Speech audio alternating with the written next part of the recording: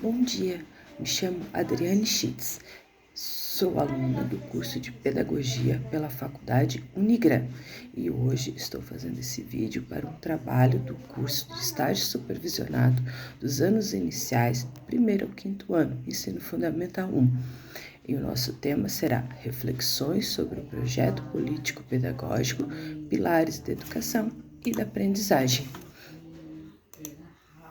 Bom, para iniciarmos, vamos exemplificar o conceito do projeto político-pedagógico. O que é o nosso PPP? É um documento que define a identidade da escola e indica caminhos para ensinar com qualidade e sistematização de um processo, um planejamento participativo. Qual a importância desse documento norteador? Bom, ele estabelece princípios, diretrizes e propostas de ação para melhorar e organizar e significar as atividades desenvolvidas pela escola. E o mais importante, ele é elaborado com a participação de todos no segmento da comunidade escolar. O que é uma comunidade escolar? São os gestores, professores, funcionários, alunos e família. É toda a comunidade que cerca a escola. Por isso a importância da participação de todos.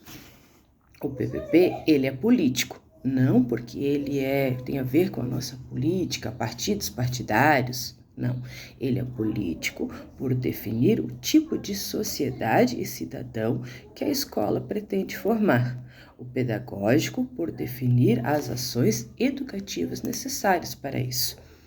E dentro do nosso PPP nós encontramos os pilares da educação.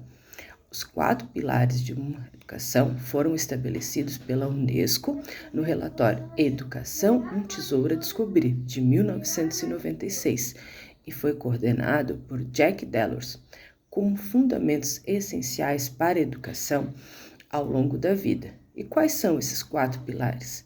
Aprender a conhecer, aprender a fazer, aprender a conviver e aprender a ser. Vamos detalhar um pouquinho mais os 4 pilares.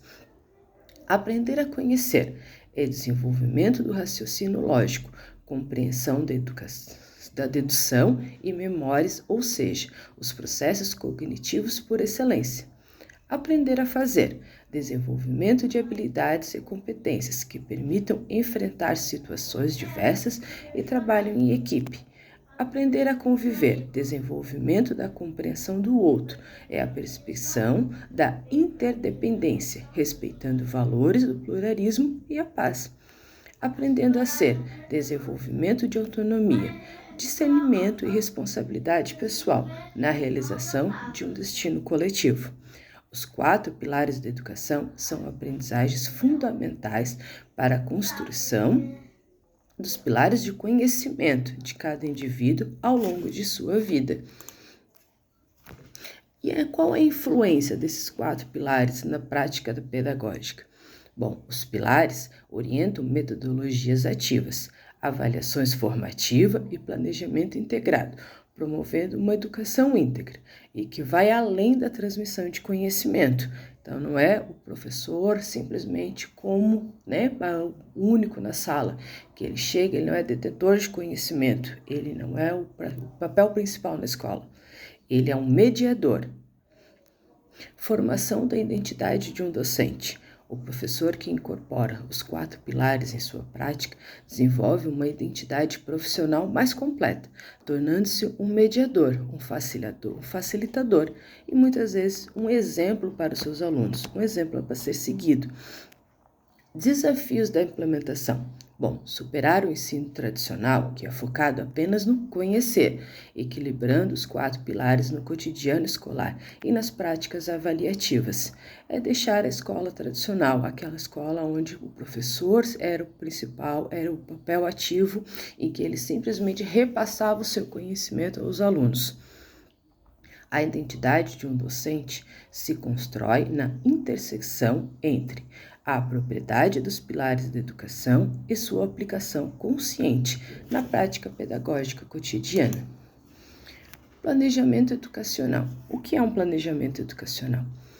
Processos sistemáticos e contínuos de organização das ações educativas, visa atingir objetivos de aprendizagem de forma eficiente e eficaz, considerando o contexto e os recursos disponíveis, já que cada escola e cada região é muito diferente, já que o nosso Brasil é tão amplo, não tem como ser um único, é que todas as escolas se adaptem. Não, cada planejamento se adapta à região, e à realidade em que a escola convive. Níveis de planejamento. Existem diferentes níveis de planejamento do sistema educacional. O macro, que é o planejamento escolar, o institucional, da escola, planejamento curricular e o planejamento de ensino. A importância para o processo de ensino-aprendizagem. Orienta a prática pedagógica, evita improvisações, otimiza o tempo e os recursos e permite avaliar continuamente o processo educativo para realizar ajustes necessários. Então, esse planejamento, ele não é rígido, ele não é fixo, ele pode e deve ser modificado, se necessário, ao longo do processo. Quais são os níveis de planejamento? Currículo. Define o conjunto de experiências de aprendizagem organizadas pela escola, estabelecendo o que e quando e como ensinar e avaliar. Plano de curso. Organiza os conteúdos de uma disciplina específica ao longo do ano letivo. Estabelece os objetivos gerais e específicos. Plano de aula. Detalha as atividades diárias, como objetivos específicos, metodologia, recurso, avaliação para cada encontro com os alunos. Flexibilidade e adaptação.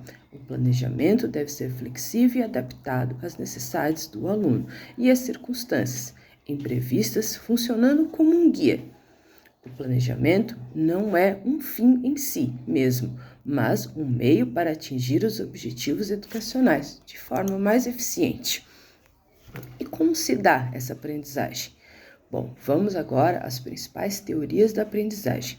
Temos o behaviorismo, que foca no comportamento observável e nas respostas a estímulos. A aprendizagem ocorre por condicionamento e reforço, com ênfase na repetição e no treino.